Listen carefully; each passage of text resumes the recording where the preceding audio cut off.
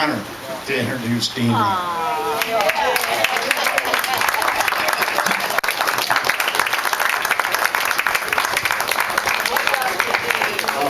Boy, you sort of took all my thunder. Matt, I can't say enough about my... Okay, I like a UAW meeting. Yeah. Teamsters, okay. All right. The greatest thing that we can do for Viola Liuzzo, and let's learn how to pronounce her name. I've heard so many people screw up that it's Liuzzo. It's easy, Liuzzo. And did I do it right? It's Liuzzo. I knew that, but I screwed it up so you would get the point. But really, I think this weekend and all these events, we have started the movement back to rectify the injustice done to her and this family by the FBI, our government. Right. That's right. And what's missing here and what's missing in this weekend is a federal recognition of all the misdeeds of our FBI. That's right. A few weeks ago, Penny and Sally were approached in Tennessee. They had spoken in Memphis at a university there about their... Morristown. Oh, I'm sorry. Okay. Just count on me to get screwed up here. But anyway, they were in Tennessee, and they were approached by this real nice lady, came up to them and said that she was from the FBI, and they wanted to meet with the family and Drive us to Knoxville. We said, oh, hell no. Really? They couldn't believe it. That the FBI has actually made a gesture towards rectifying their misdeeds. So Cindy and I are going to Knoxville right after this meeting. We're going to go down there Wednesday and meet with the FBI to see what they have in mind. My first question would be, what did you do wrong? That would they'd have to have a wheelbarrow full of documents to list all the things they did wrong. That's right. One of the things that we uncovered in our lawsuit against the FBI, this case was filed here in Michigan in federal court, no jury. Under the Federal Tort Claims Act, you don't get a jury. So we had a federal judge in a federal courthouse out in Ann Arbor heard for 2 weeks a case that would have made him famous. But instead of ruling with the Liuzzo family, he ruled with the government. And we took testimony from... Well, there was all kinds of testimony. We had Klansmen, we had former FBI agents, we had experts on police procedures, we had polygraph experts. One of the interesting things was that 2020, Chuck Lewis, an investigative reporter, got these Klansmen, after they got out of prison, to take the polygraph test, and then he asked Gary Thomas Rowe, would he take a polygraph test? And Gary Thomas Rowe was an FBI informant that we are totally convinced was the murderer. He's the one that killed their mother. And so they took the polygraph test. Guess who failed? The Klansman failed. And Rowe passed. Let me screw it up some more. Anyway, the polygraphs turned out in our favor that the FBI informant was the one that failed the polygraph test. Now, usually polygraph tests are not admissible in court, and for the first time that I know of, the judge, who later ruled against us, admitted this testimony. And we had the driver of the car, we had the passenger that had been claimed to be the killer of Viola Liuzzo. They testified that Rowe, the informant, the FBI informant, was the one that actually shot and killed their mother. And then here's what, that was bad enough, right? Yeah. Then what did they do? They faked needle marks on her arm, claiming that she was suggesting that she was shooting up dope. They then took a vaginal smear of her dead body to see if she'd recently had sex. Now that is the most racist, vicious, nastiest thing about this case, practically, because they could not imagine a white woman being down and marching in the South unless she was wanting to have sex with a black man. Now that is the kind of mentality that we're dealing with that J. Edgar Hoover FBI. They were loaded with racists and weirdos, and they did everything afterwards to smear this family. They made Viola look like a bad mother rather than a good mother. They made her out for the reason that she fought with this school district, and all of you fought with this school district in Detroit, haven't you? Yeah, well, she did. And what, I guess what I want to say more than anything else, the greatest tribute, besides all the things we've started this weekend, would be to rebuild this city. We want to make Detroit that shining example of a new city. We have the land, we have the will, and we have the people, and that would be a great tribute to Viola Liuzzo. And that little park that we...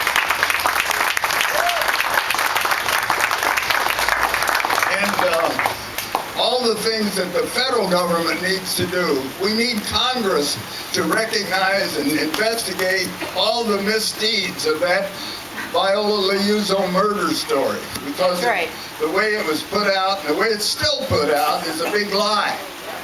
And so we have a lot of work yet to do, friends. We're this little committee. What a crowd this has been around here. Jocelyn Benson, our dean of our law school, is she making us proud or not? And what about our Governor Trent? Is she here? Yeah. Where? Come here! Oh, and all these, I can't make sure, I'll screw this up probably, but just tell them how you started this. I never knew you before, but I'm falling in love again. Get in line, Dean. Get in line. Well, 10 years ago, I was president of the Organization of Black Alumni. I was very excited that our president at our event on Friday said it was when I was a student. If you can do the math, you know that's not true. One of my friends who went to school with me was like, how did that work? So that was a nice mistake in my favor, but I was actually president of the Organization of Black Alumni. And we brought Penny in. She came into town, and we gave her an award, and we said, you know, the Board of Governors ought to give an honorary degree to Mrs. Liuzzo. It just makes sense, and actually that was when the Voting Rights Act was being renewed. So we thought, what perfect timing. We went to the board, and they said, no, we're not going to do that because it's our policy that we don't give honorary degrees to people who are deceased, which made no sense to me. I couldn't understand why you wouldn't understand that the reason we're honoring Mrs. Liuzzo is because she gave her life for this very important cause, but we just couldn't make any kind of progress. So this year, with all the attention from the 50th anniversary of the Voting Rights Act and the 50th anniversary of Bloody Sunday and everything that's happened, at one point I was just kind of thinking about it, and I thought, Kim Trent, you're actually on the Board of Governors now. And I stayed up that night until 3 in the morning and put together this package of information for my colleagues and said, we really should do this. The timing is right. There's so much synergy because this is her 90th birthday. There's so many things. And we had it on our agenda for our next meeting, and I thought that there might be, I was ready to make my argument like I did 10 years ago. And my colleague said, yeah, we should definitely do that. And it was so anticlimactic, to be honest with you.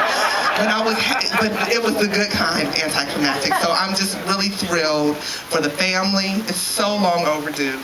So long overdue. And I am so excited that I really think that it's going to lead to other things that are even more meaningful than this. So I'm just thrilled, and I'm overwhelmed, and I thank you, Dean Robb, for everything that you've done for this family. I know that they do too. I know how much they appreciate everything you've done. And everybody who is here, I know we're all committed to this cause now. With the park, there's so many different ways that we can give with this. And just, I think the most important thing is to just keep her name alive and continue to tell the story, because it's such a point of pride for us as Detroiters, as people who care about civil rights, and people who care about humanity. This is just a story that deserves to be told again and again. And so, thank you, family, for your strength. Thank you, Dean, and we're just going to keep fighting. Thanks.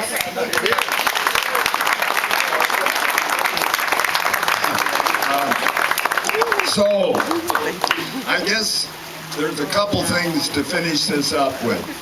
I know that so many times we individually feel powerless. What can I do? What can I do? I'm old, like me. You're still fighting, aren't you? Yeah. So every one of us can still make a difference. And we need to ask ourselves, what can I do? What can I do? When I drive around Detroit, in 2 or 3 weeks, we could clean up this town by picking up all the waste paper and stuff. So when you see an empty bottle along the sidewalk, pick it up and put it in the trash. And raise hell with the city if they don't pick up your trash. So there's all these little things that we can do that will make a difference. And this group, this is a powerful group here. I know that. We could change the course of Detroit and make it speed up this revitalization. We know it's needed. And if we keep asking ourselves, what can I do? And not thinking you're powerless. You're powerful because you have all your friends here that agree with you. And this is a common need. And to give these children a chance for a new life. I'm so proud of our educational work that we're doing, and I'm particularly proud of Wayne Law School, where I went to law school. And I'm so proud of my son, Matt. Matt, what was your thing about this? If anyone wants a copy of Matt's book about me, if you put $40 into the treasury for the revitalization of the park, you got a book too. Get it signed. And I'll sign it. We'll sign it too. What? We'll sign it too for $10. Okay, all right. Is there anybody else? Would you be open to a couple questions? Sure. Has anybody got any comments? I'm going to tell about the trial, that what we did in the trial of the Liuzzo versus the FBI. I'm going to go into that at the church tomorrow night at 7 o'clock. Tuesday. Oh, Tuesday, yeah. Oh, tomorrow. Yeah, I forgot. My God. Tomorrow, we're having this lecture at Wayne Law School. It's a reception at 6:30, and the program starts at 7. No, and 6:30. 6:30? 5:30 and 6:30. Come up here.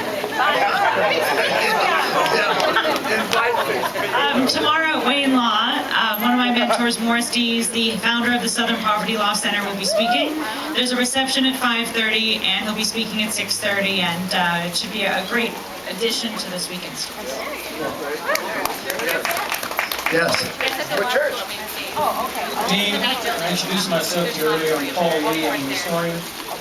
Louder. In the mic. I mentioned to you earlier that because of the case that you filed in Ann Arbor, you helped educate a generation of intelligence scholars, including me.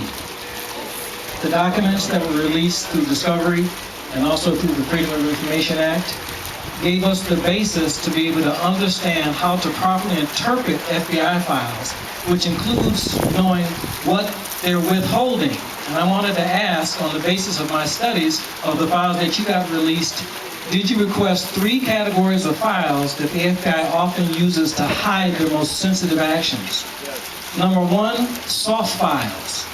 When the FBI gets a request, whether it's a discovery request or Freedom of Information Act request, they go through what's called the Central Record System, CRS. And that brings up all the FBI documents that have individual numbers. You know, they're called serial numbers. Soft files are not serialized. And the reason for that is so they want them to be beyond the reach of discovery and FOIA.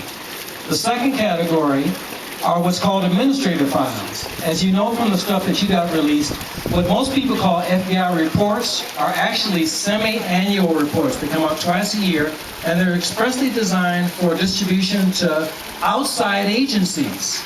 The administrative pages are lettered, A, B, C, and so on. The normal pages are numbered. So often when the FBI releases a report, they strip out what's called the administrative pages. And if you don't know to ask for those lettered pages, you're lost. The administrative pages identify all the sources: human, electronic, or other intrusive means. The third category is field office reports. According to the best scholarship on FBI documents, only 20 to 25% of what's generated in the field offices where the actual investigations take place are ever sent to headquarters. So if you only request the headquarters files, you're lost. Did you get, number 1, the soft files, number 2, the administrative files, and number 3, the field office files? Thank you, Dean. Well, we spent 3 years trying to get these records, and we still didn't get them all. We talk about transparency. It doesn't exist in that department of the government, as far as I'm concerned. And thank you so much for doing this, Mr. Lee. You gave me the foundation to do it. Thank you so much, Dean. Appreciate it. Where's our chairperson? Any questions? Yeah. I would like to say, Dean. I have flyers for Tuesday night if anybody needs more details. Oh, okay. Flyers for your talk on Tuesday.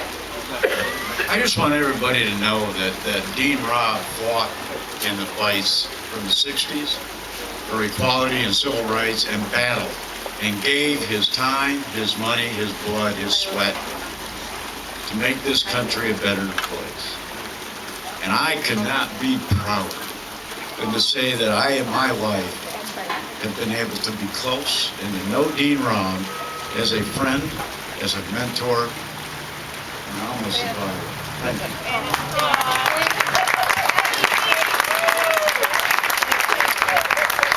Well, family, there's one thing I want to finish with. There's another Liuzzo family member that couldn't be here, and his name is Tom. And Tom was shattered by these events, and emotionally and every way else, and he cannot do what these other 4 members of the family have done. They have traveled all over America honoring their mother's legacy.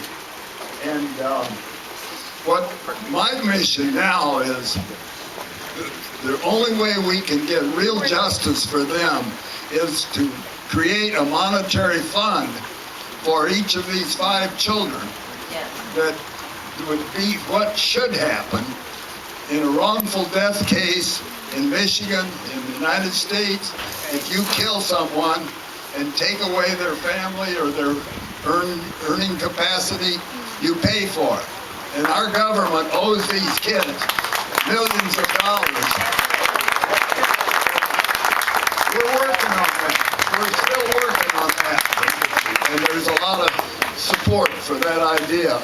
And it could be done with a private bill in Congress. And maybe we can get some of our, John Conyers and a few others of the congressmen to start this idea that justice will never be complete until they take the name of J. Edgar Hoover off of that building on Pennsylvania Avenue and pay this family for killing their mother.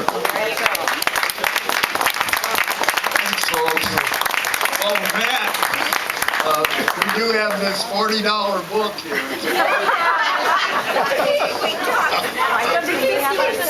Yeah, sure.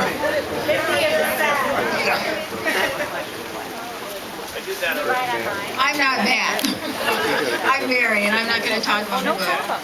I will say, though, that not only did we lose the case, but we were ordered to pay $79,000 in court costs for filing a frivolous lawsuit against the United States government. Oh my God! And they sent a letter to Dean, which he sent to us, and he said that they said, this is not by way of offer of settlement, but if we waived the court costs, do you think the Liuzzos would drop their appeal? Which, of course, we did. $79,000 was in this, yeah, huge, huge.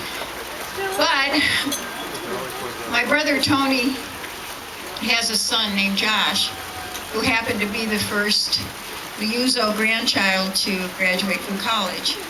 As much as my mother valued education, he went to Adrian University. He got there on a football scholarship at Adrian, and we all know how big it is, football. But it was founded by an abolitionist, that college. And Josh, when he graduated, remembered his grandmother. And how long have you been out of college? 11 years.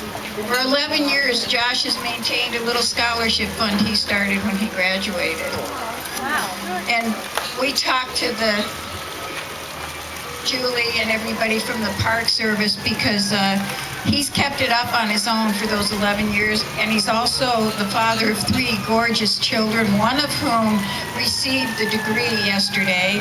Josh received the hood, and Tony spoke. So we had 4 generations, mom, her son, her son's son, and her son's son's son, who attended that honorary degree and accepted it for her. And now we just didn't understand a lot about it, but if it gets an endowment, it's like the nursing scholarship. If it gets $25,000, it then supports itself, and it's for an ethics scholarship.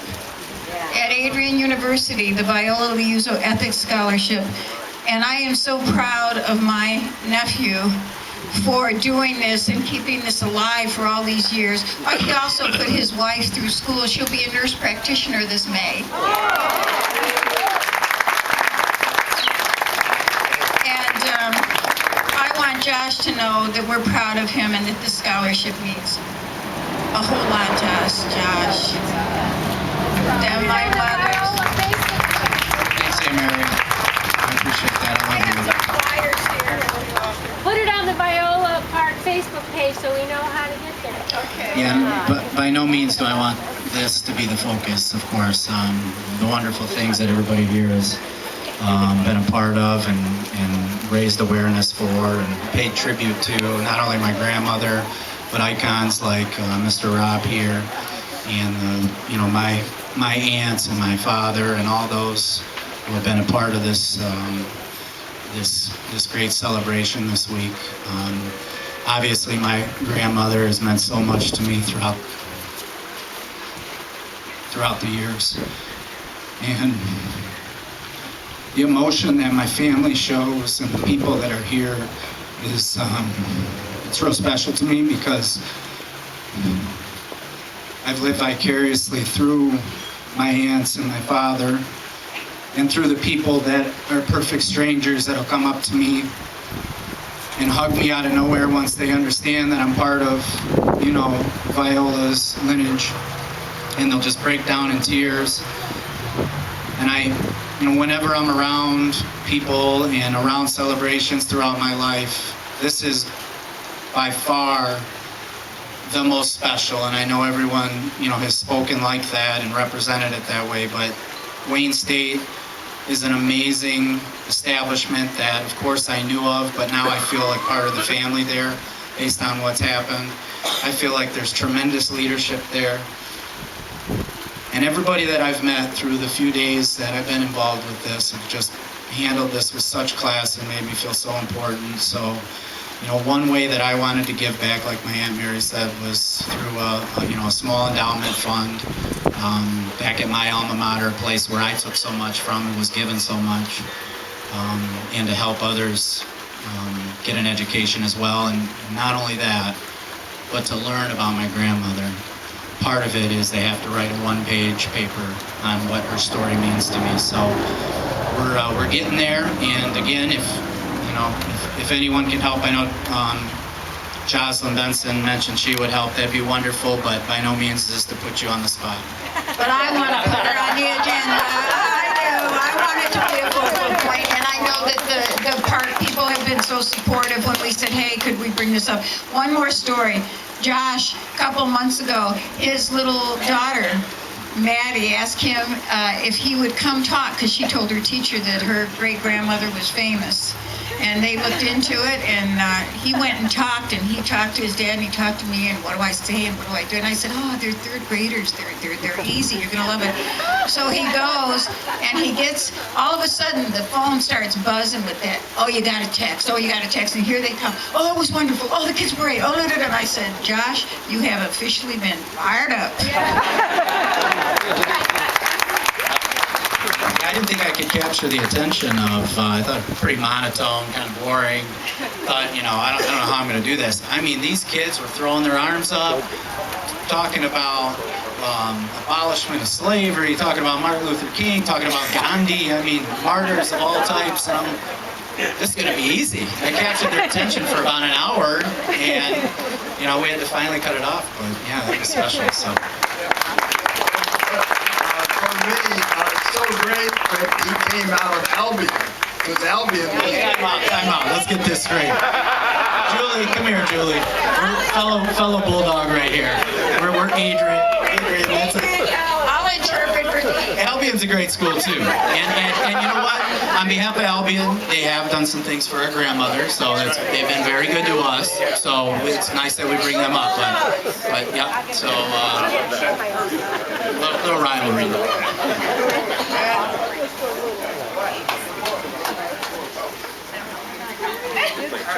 So, I have a pen and everything. And a book. What? Alright, so again, suggested donation of $40.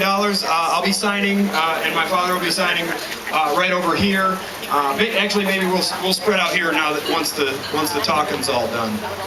But please do contribute so that we can help rebuild the park in the family's honor.